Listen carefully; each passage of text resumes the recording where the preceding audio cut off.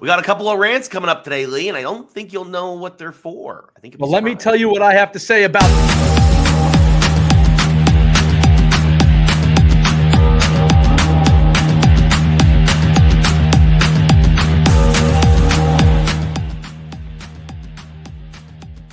Good morning, good afternoon, good evening, wherever you are. We hope it is good. Welcome to another edition of Geeks Who Like Sports. As always, I am Ray Carcello in beautiful Los Angeles, California, joined by my best friend the entire world over in Philadelphia, Pennsylvania, here on an April Fool's Day. Always my April Fool, Lee Elias. Lee, how you doing today, buddy? Did you call me a fool? I mean, technically, Zavi's the April Fool because it's his birthday. It's his birthday, but did you just call me a fool? Yeah, but in a good way. In a good way. Okay, Motley Fool kind of thing. There we go. Exactly. Springtime is strong here. Very, very colorful here, Ray. Fool. Check yourself. Ray, doing great. A lot of great news today. A lot of great sports topics today. Yes. A lot of great geek topics today. I'm actually going to let you get right into it because this is going to be a good show. There's a lot of actually positive stuff too. So I'm looking forward to talking today. This has been it's like a springtime episode. It's like a springtime episode. Like, oh, the thing's blooming. Yay. Yes. Hope springs eternal. And of course, that means we're kicking things off a little bit with baseball.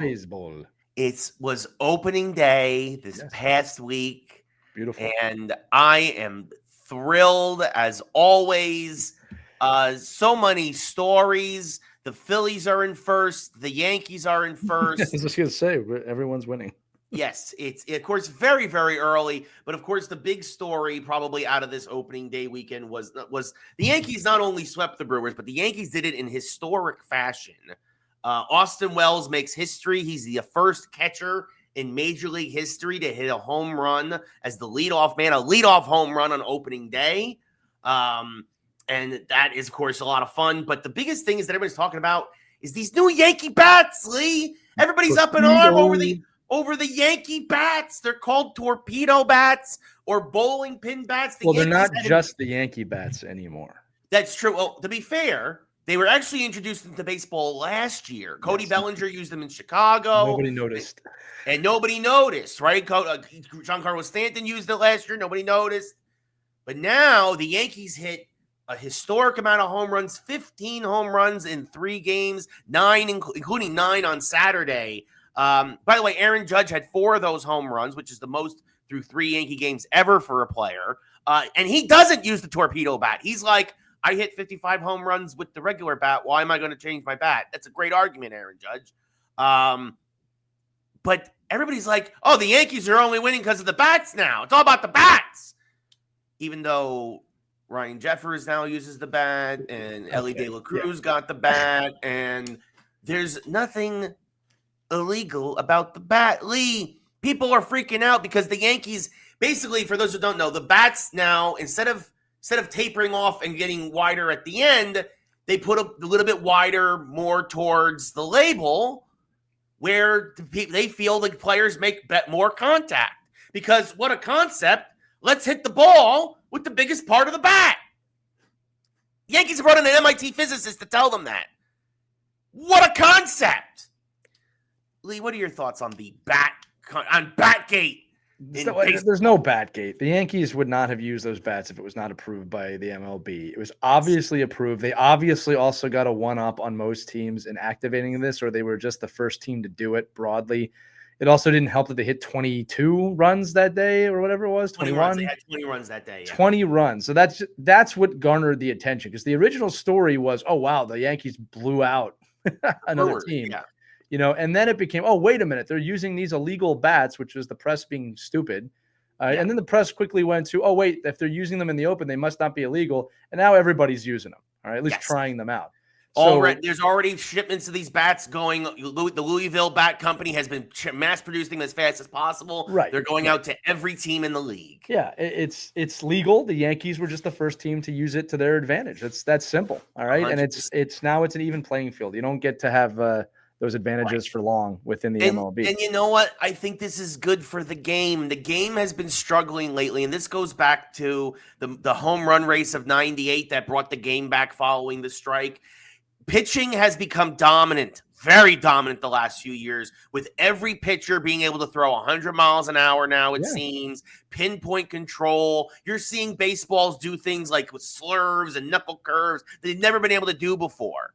This is just starting to level the playing field a little bit, and you're going to see offense go up around the league. And this is what happens, is that teams adjust. It is strategically, again, it's like the addition of batting gloves, or going back to the 1920s and they put webbing between the thumb and forefinger. Like, it's that simple, right? Like, this is an evolution of batting. MLB obviously didn't make it loud. I don't know who paid them off not to do that. That definitely happened. Okay, because usually when those rule changes come out, people say something. Right. This one inconspicuously was very quiet. But like you said, this probably wasn't a rule this year. I've seen Alex Boehm on the Phillies using them. Alex Boehm using a torpedo bat. Yeah. The proof will be in the pudding. If home runs skyrocket, it's the bat. And then they're going to have to figure that out. Pitchers are going to hate it. The game evolves. I actually give MLB credit for like kind of greenlighting something without 75 years of research. Before deeming and 55 spring trainings. Before they still won't put in the balls and strikes challenges, but they put in brand new baseball. They put in new bats. Yeah, it's pretty stupid, but it was a good start for baseball. Nothing like a good controversial story to start the year, and of course the Yankees leading the way. That's why I think this was planned a little bit. Yes, but it's also, if they hit 5 home runs that day or 3 home runs, no one would have said a word. Nobody would have noticed. Nobody would have noticed. It would just been like, oh, look at Aaron Judge doing Aaron Judge things. Which again, by the way, Aaron Judge doesn't use that bat. Like, for everybody complaining about Aaron Judge doesn't use the bat. He doesn't want to, because he doesn't have to. But science into the sport. Oh, and by the way, Francisco Lindor used the bat and went for 0-11 in the opening series for the Mets. Yeah. So, you got to make the contact for it to work. Well, right, exactly. And the thing is that, again, and baseball said it, the bats are within legal parameters. The length of the bat hasn't changed. The weight of the bat hasn't changed. The width of the bat, the maximum width, is still 2.61 inches. Okay, that's all this is. The difference is they move from the top of the bat more to the middle of the bat. Everybody who's freaking about 2.61 inches, because that's still bigger than any kind of bat you're carrying between your legs, all right, give me a freaking break. Oh, Ray went in there. Ray had some tape measure there for the listening. He had a prop. He actually showed us what 2.1 whatever 6 inches. It's not a lot. It's still the same. I mean, listen, when they ask if the bats are compensating for something, the answer is yeah. They are. They're compensating for 100-mile-an-hour fastball. Yeah, listen, as long as like the games are not all 20-3 or whatever, that would be a problem. That's not happening. To be fair, there have been plenty of pitchers duels early. It's too early to demonize again, if you didn't get that score, we wouldn't be talking about it. But like I said, if every game was 20-1 or 20-19, that might be a problem, but that's not happening. Right, exactly. Yeah, the Brewers had a bad day. Yes, 2 bad days. Because even that, on opening day, the Yankees only won 4-2. Yeah, it's a very typical baseball score, right? So it's So again, folks just looking for something to complain about, the old fuddy-duddies of baseball who, again... I like it, Ray. I like evolution. I love it. I love it. I love the bigger bases. I love the new bats. I think add the idea of doing the double softball base, so that where you have that orange base where when the base running through, so you don't have any collisions at first base anymore. We should do that. Add the balls and strikes replay. Let's go. Modernize the game. Let's go. After 20 more years, we'll get those robot umps. Yeah. Speaking of rule changes, this came down last night in the NFL. There is a contingent of owners, Lee. Yeah. Who are working to once again try to ban the Tush Push. Yeah, and guess what's not going to happen? They're not going to ban the Tush Push. They actually tabled it, and it's no future plans to bring it back up. The argument being, this is a rugby play, not a football play. And everybody collectively in Philadelphia went, it's funny because we have a rugby player on the team. Exactly. No, I wish this is so stupid. There's no reason to outlaw that play. There's no reason to take that play away. Only one team is doing it well. Right. All right? Actually, two now. To be fair, Buffalo is actually doing well in the regular season. Buffalo had great success doing it similarly. But the Eagles have perfected it, and it's a play. So either adapt or die. I don't know what to tell you. You can have to change the rules pretty drastically to stop that play from happening. And that's what a lot of the coaches actually said. Mike Tomlin went on the record and he said, he's like, look, I feel that it's bad that we're penalizing a team for innovating. It's like maybe the rest of the league should look at trying to innovate as well. Right. Well, or how about the fact of like, I don't understand why that's not like a football play. How are you going to change that so that you can't do it? Because that, I mean, you're going to have to make a rule of when there's 1 or 2 yards to gain, these players cannot be part of this play. Now that's not football. The thing that I think that if they are thinking about making any change is that so it's illegal for a defensive player to shove another defensive player from behind to try to get through the line. Yeah, okay, that's fair. I think that you get rid of that, and I think because that's going to open up a whole can of worms, though, man. Well, the reason why they have that rule is to try to prevent concussions, but the thing is that again, I understand the argument at least that like, well, if the offense can do it, why can't the defense do it? Right. And so I understand that argument to a degree. But if anything, you don't ban the play, you ban the restrictions on stopping the play. Yeah, look, it's only a couple more seasons before the Eagles become the new evil empire. So we got to become the underdogs right now because we just won the Super Bowl. For those of you listening, the Eagles actually won this year's Super Bowl. I have the hat and the jersey, but it's right there. It says champions. You got newspaper clippings. I showed you that. Yeah, I'm looking at a banner over here. There's a whole box of stuff over here, Ray. I can't reach it right now. The point being is the Eagles have won the Super Bowl, and no one likes us, and we don't care. Yeah, no. Again, it would need 75% of the owners to. It's not going to happen. It will not happen. It's a football play. I don't care what anybody says. Yeah. I've always liked the name brotherly shove more than tush push, but that's okay. Yeah, but again, a lot of coaches have also come out and said. Mike Vrabel said, "You want to ban a great offensive play? Makes my job easier." Great, So as a defensive coach. But yeah, no, it's just one of those things where everybody's got to shut up. Shut up and go away, please. That's it. The game is evolving. Embrace it. So something that is not evolving is the New York Giants. What are you talking about? You got now 2 new quarterbacks. Last week, I was celebrating Jameis Winston signing. You were. I was celebrating. I was so thrilled. And then literally just hours after we recorded, the Giants signed Russell Wilson to a 1-year deal for, $21 million, 10.5 guaranteed. And there's 2 things that I think of this. First off, it's unnecessary. Nobody wants Russell Wilson there. I don't know what they're trying to do, what they're trying to capture. He went 6-6 as a Steeler last year. He seems to be washed up Wilson. He's washed up, right? I like Jameis Winston because he's younger. He's exciting. Is he going to probably turn the ball over? Sure. But at least there's still potential there, right? And you can try to get something out of your receivers. And you signed him to a 2-year deal.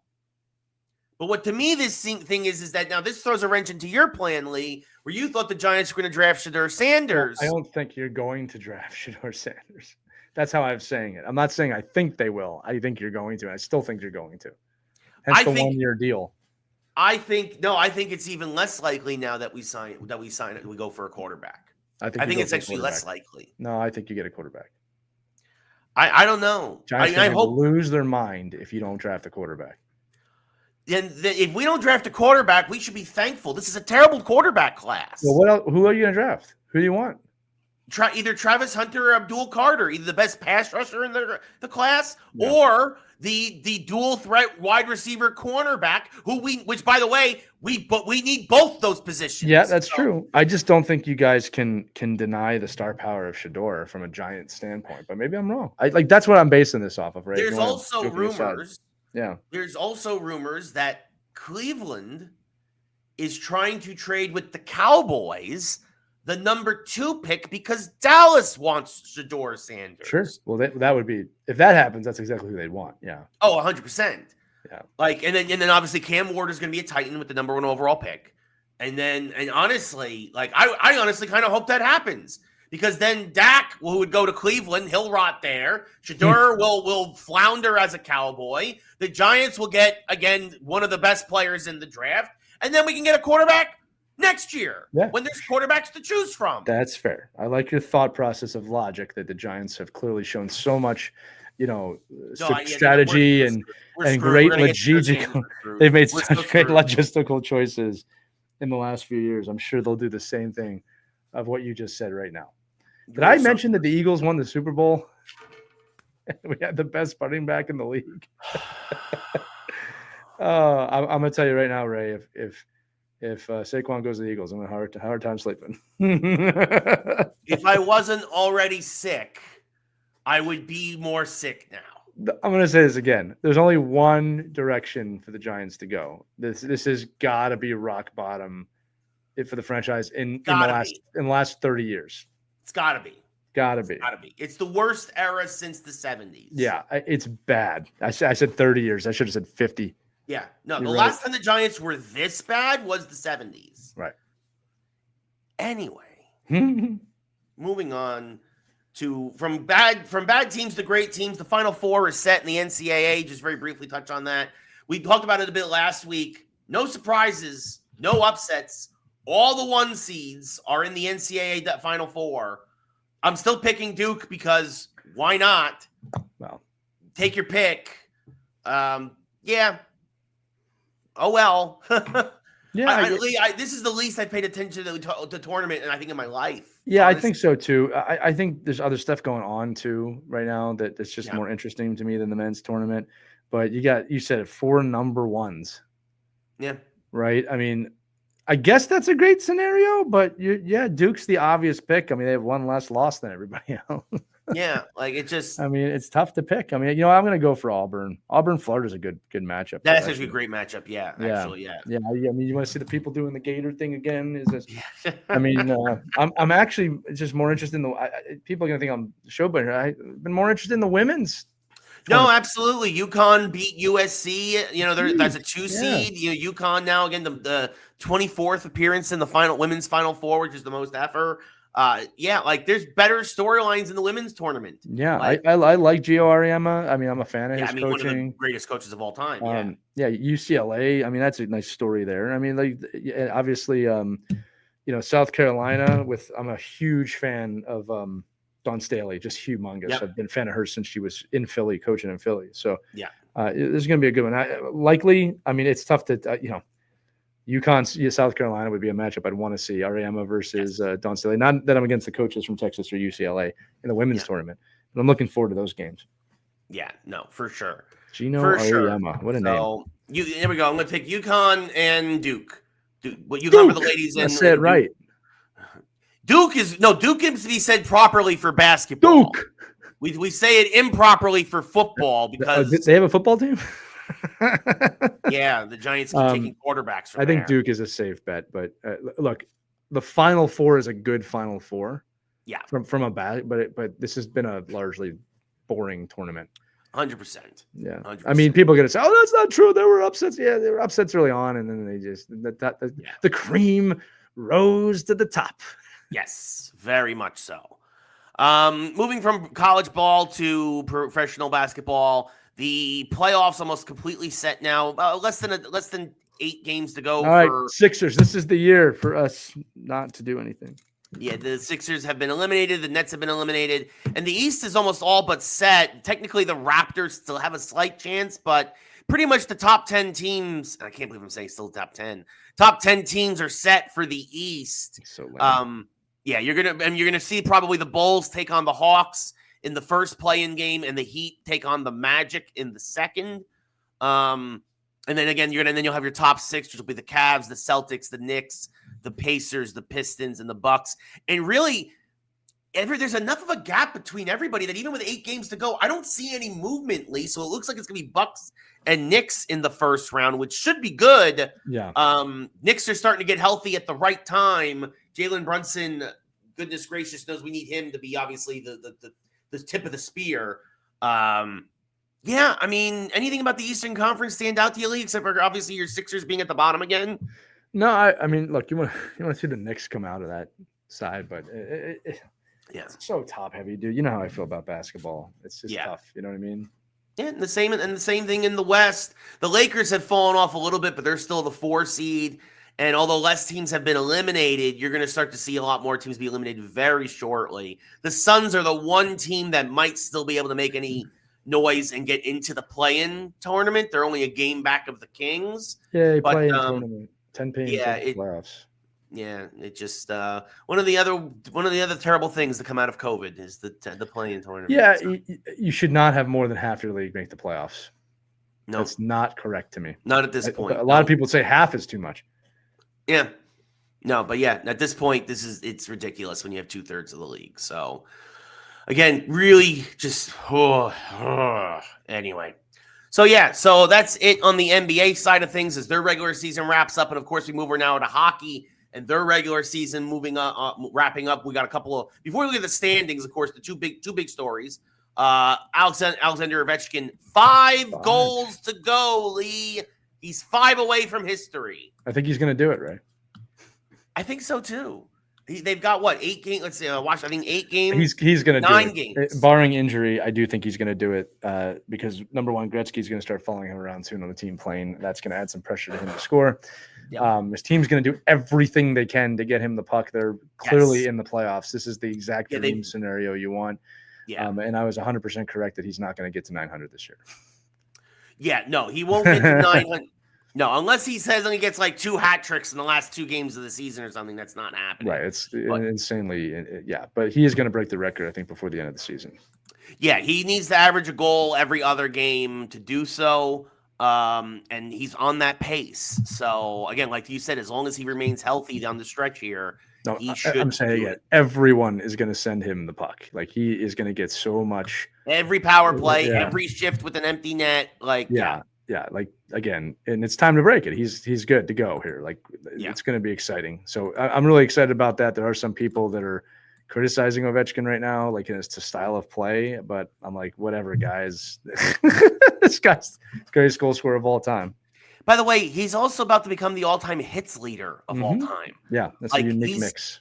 Yeah, he's still playing with power, right? He may have lost half a step, but he's still one of the best players, if not the best player when he's on the ice. Oh, yeah, he's not as fast as he was 10 years ago, but he's still strong and he's still got the scoring touch. Yeah. And keep in mind too, he would have broken already if he didn't break his foot earlier in the year. Yeah, no, this guy broke his foot, came back in record time, and he's doing this. Yeah, no, it's unbelievable, and people need to get off of him. Well, somebody who won't be around to see the record getting broken, at least possibly from the bench, is John Tortorella has been fired once again by the Philadelphia Flyers now. That gives them 5 teams, I think. That's and sometimes you've been fired that many times. That's a sign of how good you are. Keeping in mind, Scotty Bowman was fired several times as well. But a couple of things led to this. Obviously, the Flyers' performance down the stretch. There was a comment made by Tortorella where he kind of took accountability for where the team was at, but also said that I don't really want to coach a team in this situation. But I think the straw that broke the camel's back was apparently got in a little bit of an altercation with Cam York, one of our players. Cam York, who that entire game dressed the day after he was fired. Something happened between him and Torch, and the reports I'm hearing are that Torch said that, if you resign here, I'll bury you. But there was an altercation that led to that's enough. And again, the player punishment continued after the firing. That's very interesting. Now, with that said, Torch is gone. I really like John Tortorella. We'll see what happens with him. I don't think he'll ever coach again. And, it didn't sound like he wanted to after this job. Yeah. But Matvei Michkov has scored like 3 to 4 points a game ever since he has had an offensive explosion. Looking for that rookie of the year. Yeah. Which he might not get because there's Hutton out in Montreal is like leading defenseman in points right now. It's crazy. Yep. Yeah. And the kid from San Jose has fallen off. Celebrini. Yeah. It's pretty common for kids to fall off, but Michkov has come back to life. Yeah. It's also hard for folks to kind of like fight down the stretch when it takes the case of the Sharks, you're the worst team in the league. I can imagine that's a morale killer. Yeah. But it's interesting. It's going to be interesting. Quickly looking, speaking of the standings, Michkov is probably the front runner for Rookie of the Year. You're not wrong. I think he deserves it, but that's rookie out of Montreal, man. He's right there as well. Yeah. We'll get to Montreal in a second. Quickly looking at the standings, the only teams eliminated so far for the playoffs are all in the West. The Kraken, the Preds, the Blackhawks, and the Sharks all eliminated. The Ducks are going to join them shortly. But the West, kind of like in the NBA with a lot of the teams, everything seems to be set. The Flames still have an outside chance, but Lee, we talked about the Blues last week. They now on a 9-game winning streak. Yeah, they're surging right now.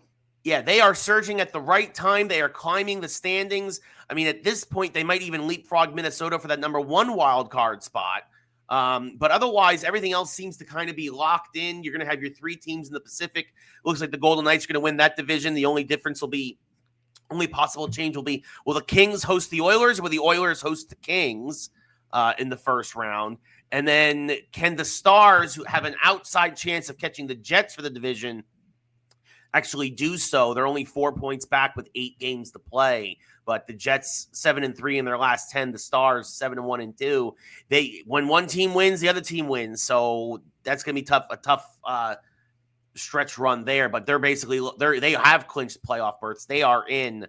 But yeah, the Wesley, aside from again some possible seeding movement, seems to be pretty much taken care of. Yeah, I mean, look, I think a lot depends on. Calgary has some breathing room. They have a few games at hand, so I don't think they're completely out of this race. But again, the cream rises to the top. That could be the theme for the whole episode today.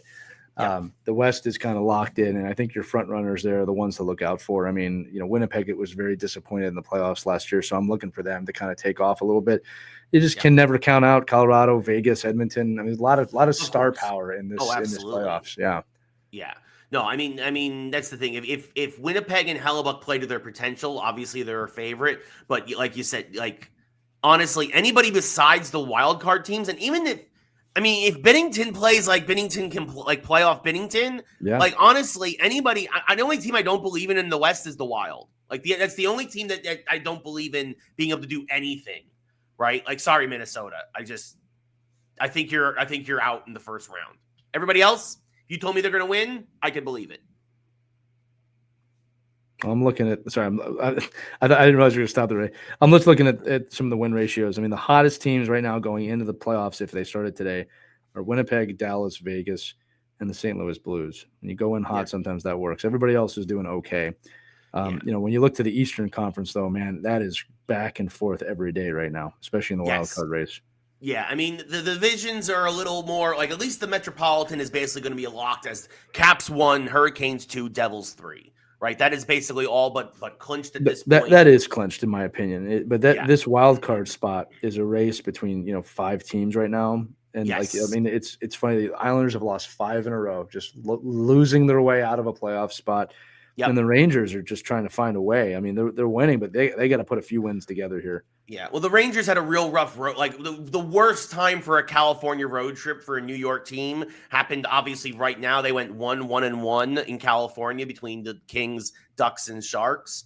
Including, again, honestly, they should have beat the Ducks, but they blew the lead late and then lost in overtime. And that's a big point right now because Montreal, they're tied with Montreal, but Montreal has a game in hand. You mentioned Montreal. I mean, minus 26 goal differential, but right now they are holding on to that last wild card spot for the honor of what will likely be losing to the Caps in the first round. But I mean, the Blue Jackets are right there they're 2 points back with 2 games in hand. The Red Wings, again, it just doesn't seem like anybody in the East wants to get on a streak to really take control of that last wild card spot. And you hate to say it, but like Lee, I mean, the thing is it's sad is that you've won 3 in a row with the Flyers, but you only got 6 games to go. And it's not enough. Back. It's just not. Yeah. Well, they lost, I think, 9 in a row or something crazy. Right. Like that. We talked about that. You can't do that this time of year. Like you can go 500 and survive, but I really think New York's going to be the team that makes it in. I mean, again, Montreal is surging right now, but we will see, man. Again, you can't count out Columbus or Detroit. I mean, they're all in this hunt right now, and oddly enough, so is the Islanders. But it's just, I think that they're at the bottom of that pile for obvious reasons. But it's exciting. But again, I think this is also a division of like the wild card team is probably not going to be the team that gets too far in the playoffs. I think you're looking at again, the Toronto, Tampa Bay, Florida. That division is insane. It's a meat grinder. Right there. And then in the Metro, Washington, Carolina, New Jersey, I can't tell you who's coming out of that one. All right, my money would be on Carolina, believe it or not. No, I would bet on Carolina as well in that one. But I mean, if the Caps take on whether it's Montreal or the Rangers or Columbus, Washington should handle them easily. Yeah. And then the Senators, I think the Senators will put up a good fight against the Leafs if the Leafs should hold on to that division. But again, I mean, yeah, I think the Leafs should advance. Ottawa could very much beat the Leafs. You never know with the Leafs. That is true. Round. It is Toronto, so you never know. I'll say this though, that when I look at Washington, like they have outscored every other team in the league by quite a bit. When you look at the 32 teams, there's only a couple of them pacing with them.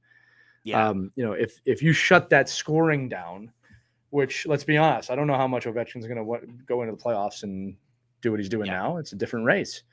Yeah. So he's a competitor, don't get me wrong, but it becomes a different game suddenly, right? So we'll see. I'm not against watching the Capitals go far. I mean, that would be cool. I did not expect them to be this good. No. At all. The second best team in the league. Yeah, I mean, they're only 3 points back of Winnipeg for the President's Trophy, which is obviously still up for grabs. But and then they're going to be playing hard on the stretch for Ovechkin. Maybe they grab that, but it's going to be interesting to see. And to your point, the only team that's even come close to scoring as many goals as them is Tampa Bay, only 2 away. But everybody else is significantly behind those two. But yeah, it's going to be the East is going to be interesting. The last team that sneaks into the wild card, I think it's just going to fight for the honor of losing to Washington. And then I think every other matchup is going to be a meat grinder, right? Like it's just. You can be battle tested if you. I think the Rangers could beat the Capitals. I actually believe that they could. I mean, we've done it before many times in the past. But to your point, it's going to be what kind of momentum does Washington have going into the post? Do they have a letdown after Ovechkin breaks the record? Yeah, right? and that is very possible. I'm going to say it's also possible they go the other way though too. Yeah, and just keep on going, keep on flying high. So flying high like you're chasing a roadrunner.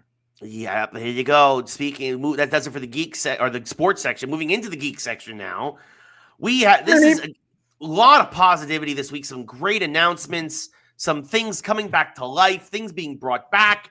We kick it off with Coyote versus Acme that has officially been saved by Ketchup Entertainment for $50 million. They have bought it from Warner Brothers. They will distribute it to theaters next year. They have said sometime in 2026. The date hasn't been locked down. And this is just phenomenal news. This is hot on the heels of the success of Looney Tunes, The Day the Earth Blew Up, and great on Ketchup Entertainment, who I never heard of before this. But they again, they did the Looney Tunes movie that just came out. They are champions of old school animation. They've been champions of this film, and the fact that we are finally going to get this, and that Zaslav and his butcher fingers are finally letting it go. This is fantastic news. This is great to hear. This is great for animation. This is great for the movie industry. This is great for creative people everywhere. And screw you, Warner Brothers. Lee, your thoughts? Again, to have art put behind bars and not released, it doesn't make any sense. Like, it's not correct. So good on, hopefully it sets a trend. And, again, the lives affected by this. It just blows my mind that they were willing to do that. So good on Ketchup for bringing this out. And we all have to go see it now. We have to. Yeah. And I absolutely will. 100%. This is beautiful, beautiful news. And yeah, I mean, and look, if it's anything as good as Looney Tunes, The Day the Earth Blew Up, people are going to love this. Yeah. You're going to absolutely love it. So, speaking of things that people love that are now coming back, this was a huge deal in the game. Out of nowhere, from the top rope. Yeah, out of nowhere. After 7 months, they shut down in August of 2024. They were the last gaming print magazine, and really the greatest gaming print magazine. You could make the argument, at least in terms of its longevity and whatnot. GameStop shut them down in August 2024. Gunzilla Games, I never heard of before this. Again, little developer coming out of nowhere, is bringing back Game Informer, and in proper way is saying they will operate independently of the game developer. And yeah, Game Informer is coming back later this year. It's official. Actually, technically, it's already back. The website is back up and running, but they will be back in full force with print mags and the whole 9 yards. They will be back later this year. This is a big, big deal for the game industry, for games journalism, which of course has been just gutted the last several years. I think we said that there's maybe 40 full-time game journalists left in the industry, which is just nothing. Everybody else is either freelancers or guide writers, which there's nothing wrong with writing guides, but this is a big deal. And if they get to do the good journalism that they've been known for years, this is a win for the gaming industry and gaming coverage in general. And this is kind of a gaming journalism, at least for a little bit, is having a little bit of a renaissance. So, any interest, Ray? In what? You were a game journalist. I mean, I'm not going back to game journalism unless they pay me a lot of money. Interest, Ray? I mean, sure. I would love to do reviews for a lot of money. Can I have a lot of money? I don't know. You have to ask them.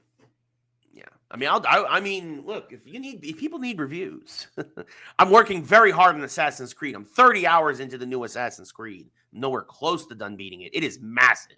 It is huge. Huge. I don't know if I have the patience for that anymore.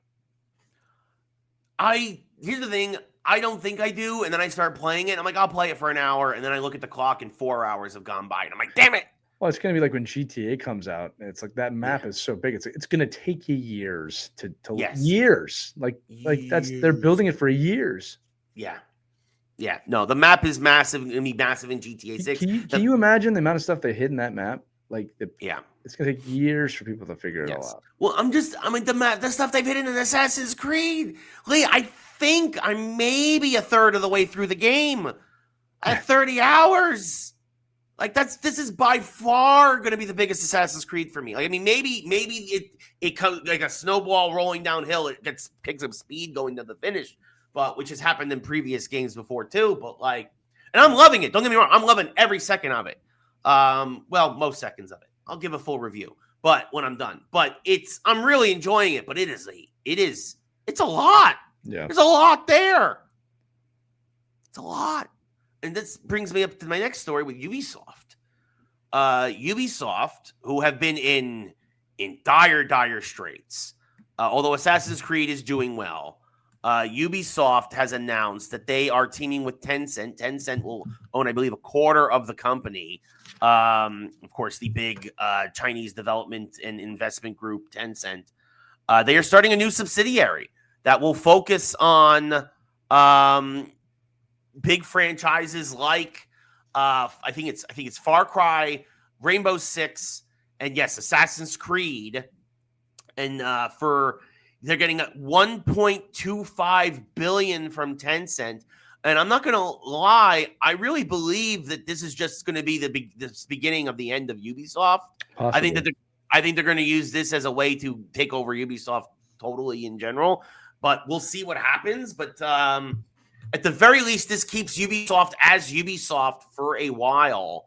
But that is big that this company, this subsidiary, will focus on these three massive franchises, in particular Assassin's Creed, which we already know the next game is called Hex. Assassin's Creed Hex, that they're probably, rumors are saying they're targeting the 2027 release. That will now probably fall under the purview of this subsidiary. Lee, what are your thoughts on Ubisoft kind of diversifying and divesting itself to kind of stay afloat and stay independent? Well, it's movers and shakers, right? Like the industry waves continue to shake and you're going to see movement in the water, right? But as people try and survive, you just got to beware of the shark attacks. That was a lot of punning in that statement, but it's true. No, you're not. Yeah, you're absolutely not wrong. You're absolutely not wrong. A lot of waves being made in games. And you know who's making the biggest waves of all right now? Is it Nintendo? It is Nintendo. Because Nintendo just did a random Nintendo Direct out of nowhere. Yes. And they're going to have we're going to have another Nintendo Direct tomorrow. Right. Just dedicated to the Switch 2. But this Nintendo Direct that came out of nowhere last week showed us a lot of Metroid Prime 4, which basically making sure that it's going to come out. They're promising it's going to come out this year. Yeah, that's good. More of Pokemon Z to A, that it's going to have a ranking system that you start as rank Pokemon Trainer Z and you want to move up to A, giving you length, and also taking in some of the mechanics of the Legends game that we saw the last time, so you get to catch Pokemon in a different sense. That's coming out this year. They confirmed that is definitely happening this year. They announced they're going to launch a new app called Nintendo Today. Mm-hmm. where basically, actually, I think the app is already launched, where they basically said, you guys have loved the directs for the last 10 years so much. Download the app, and we're going to give you Nintendo news directly from us every day. That's pretty cool. Which, of course, hurts things like Game Informer and whatnot. Well, it's just you got to report your own news. You don't need to wait on Game Informer anymore. Well, and that's the thing, right? Is that Nintendo's like, you love news from us? We're going to give you news every day. Every day. Even if it's something small, like on this day and 35 years ago, Miyamoto came up with this idea or whatever, like little tidbits or something, but you will get news every day through this app. Nintendo being like, you love the directs, we're going to make the directs even more direct. Well, and it's just them understanding their fan base and their audience and continue to grow that trust. And that really is why Nintendo gets set apart, man. Like they just understand it. They get it. I wouldn't be surprised if Microsoft tries to follow suit with this. I have no hopes of PlayStation doing that. No, absolutely. Today's PlayStation today, something else broke. Sorry. Yep. We got attacked. Our DDoS got attacked again. On 2 years Sorry. Yeah. And the other huge, massive news. I'm super excited for this because we knew Metroid Prime 4 was coming. Right. We knew Pokemon Z to A was coming. These had been announced. We got to see deeper looks of them. They look great. Marvel Cosmic Invasion. An old school Marvel side-scrolling beat-em-up that reminds you of the X-Men arcade. I am on board. It's made by the same guys who did Teenage Mutant Ninja Turtles Shredder's Revenge. Like, let's go! And that's coming out this year. And that's coming on all systems. It was announced for Nintendo, but that will come to all systems. I love a good button smasher, buddy. Yes! Let's go! Marvel, big year in games. Marvel getting ready. On top of Marvel Rivals, which, by the way, don't forget, folks, it's April Fool's Day. If you're hearing this on April Fool's Day, Marvel Rivals released in the game a Venom twerking emote in honor of April. It is a real emote. You can keep it forever, but you got to download it today on April Fool's Day. Nobody wants to see Venom twerk. No. Well, some people. I guess some people. A few people might. Anyway, I mean, I guess that's the new teabagging. That'll be the new teabagging. Wow, no, I think it's a different. Well, maybe. Yeah. Right in games, right? Like you have Venom twerk on you after he kills you. Anyway, I don't want to speculate. No, I don't want to speculate either. Old school Halo players know exactly what I'm talking about. Anyway, talking about Marvel though, we're gonna wrap up with Marvel. Go back to movies. We're gonna wrap up. We started with a terrible movie company in Warner Brothers. Mm-hmm. Although, again, catch up, good movie company doing the right thing. Yeah. Now let's talk about Disney. Who knows? And now we're going to talk about Disney. And they announced, very slowly, by the way, the entire cast for Avengers Doomsday because it's starting production. And basically, it's everybody. Yeah. I mean, I'm not going to list it because it's just everybody. Everyone. Everybody who's still alive that's been in any sort of a Marvel movie in the last, 30 years going to be in this movie. Yeah, some of them aren't alive. And they're going to, they'll probably do something with them, but somehow, with special effects. But they're bringing everybody back. All the Fox X-Men. Like, they're basically saying, our multiverse is here. It's coming. And then they also announced Spider-Man Brand New Day, which is coming July 31st, 2026, which, of course, takes place, if you're familiar with the comics, that is the storyline after One More Day, which was the awful, terrible, the ridiculous storyline that they kind of did in Spider-Man 3. Yeah. But it's going to be a fresh start for Tom Holland's Spider-Man. Doomsday is going to be a fresh start for the MCU. You're going to have all these characters coming out of nowhere. Everybody's converging. We've got Fantastic Four later this summer. It's happening! Yeah, finally, after a few years. Look, when you say they're bringing back everybody, you're absolutely correct. So it's funny. They're giving us the ingredients, but they're not telling us what they're going to put together. Yes. But you can bet your butt they're scheduling another gigantic Endgame type war over those two movies. Still curious how they're going to get rid of, Kang. Like I'm still waiting for that, and I don't know. It's not going to happen in Thunderbolts. So I'm trying to wonder, like, what are the future releases where we're going to see something here? Because, do you get maybe it could happen in Fantastic Four? Do you have the Council of Reeds? That makes sense. Yeah, that makes sense that's what would have to happen. Yeah, I guess they could with time, just leave Kang out of it and come back to it later down the line. Come back to him later. That is possible as well. But like that would be a thought. The inconspicuous names that were missing was obviously Loki was not. Tom Hiddleston was not on one of the chairs. I don't believe, right? No, he was. Well, never mind. Loki's back too. So everybody's back. At least saw Chris Evans wasn't there. I did not see Chris Evans. I did see. I thought I saw Tom Hiddleston. I would be shocked. Yeah, you'll have a Chris Evans cameo for sure. I think we'll see Hydra Cap at some point. It was hard because they basically released it 2 names at a time every 15 minutes. So it took like 7 hours. So it's easy to have missed. Yeah. Actually, I'm going to try and pull up the full list now. They did do a video. List. Yeah. List of Avengers Doomsday. I love that gift. Bring me everyone. Who? Everyone. Oh my gosh. Oh my god. Full People list. Have been using AI to create clips. I'm like, don't do that. Yeah. Yeah. I mean, everybody, like, they got obviously the Fantastic Four. They got Namor. They've got everybody from the X-Men from the early 25 years ago. And yes, Tom Hiddleston. I can confirm Tom Hiddleston. But you're right. Chris Evans was not on the list. No, he's not there. Yes, he will cameo though. I would be shocked if he does not. But yeah. Oh, I mean, they're going to have Channing Tatum's Gambit. Yeah. Which honestly, I hope he continues to do that because I really thought he was great in Deadpool 3. He did do great. It makes you wonder if Deadpool's going to be in the film. I would be shocked if Deadpool is not there. Yeah, he needs to show up. 100%. And he needs to break the fourth wall. Yeah. A lot. Once. Just once. No, a lot. I want all the fourth wall breaks. In fact, there's a joke going around that Deadpool was in actually every MCU movie, but he was edited out. That he's in all the deleted scenes. I like that. That would be fun. That is a joke. Yeah. So that is a joke that's been started now, and maybe they'll turn that into reality. But well, I hope so. Look, it's good that they did it. They're building up the hype. Yes. The next film is Thunderbolts, correct? Yes, that'll be out in less than a month. Can you bring up what is the Marvel film path now? Because they've rearranged it. So it's Thunderbolts. So Thunderbolts, Fantastic Four. Yeah. Is Spider-Man after that? I mean, there's got to be some other films. No, I think it's gonna be.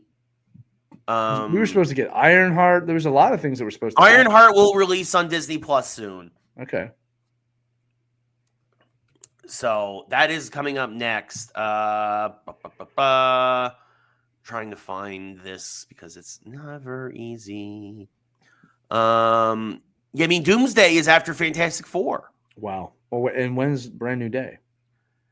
After Doomsday. No way. Wow. Okay. Interesting. That's what I'm saying. That I knew that Doomsday was first. Yeah, Doomsday will be first, and then 2 months later they'll do Spider-Man. So Fantastic Four is going to open up everything to Doom. That's what's going to happen, as it should, as it makes sense that it would be that franchise because that's where he's from, right? Yeah, 100%. So interesting. So they're going to accelerate. There is no doubt in my mind that Doom will be at least an one of the Easter egg post-credit scenes for. Well, I think he'll be in the film.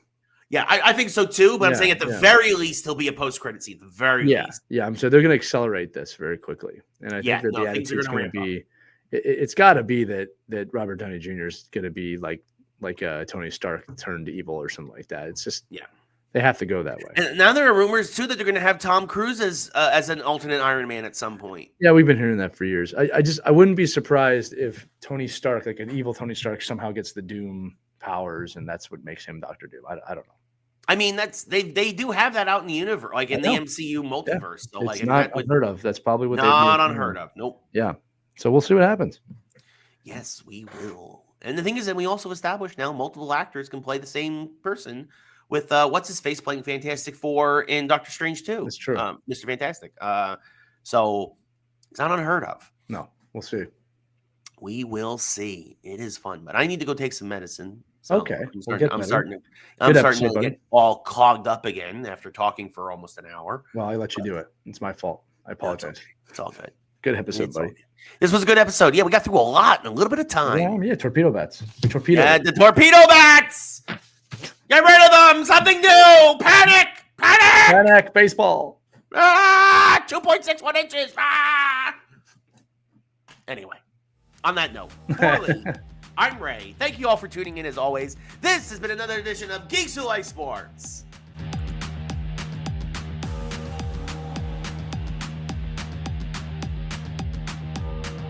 Torpedo bats! Uh-oh.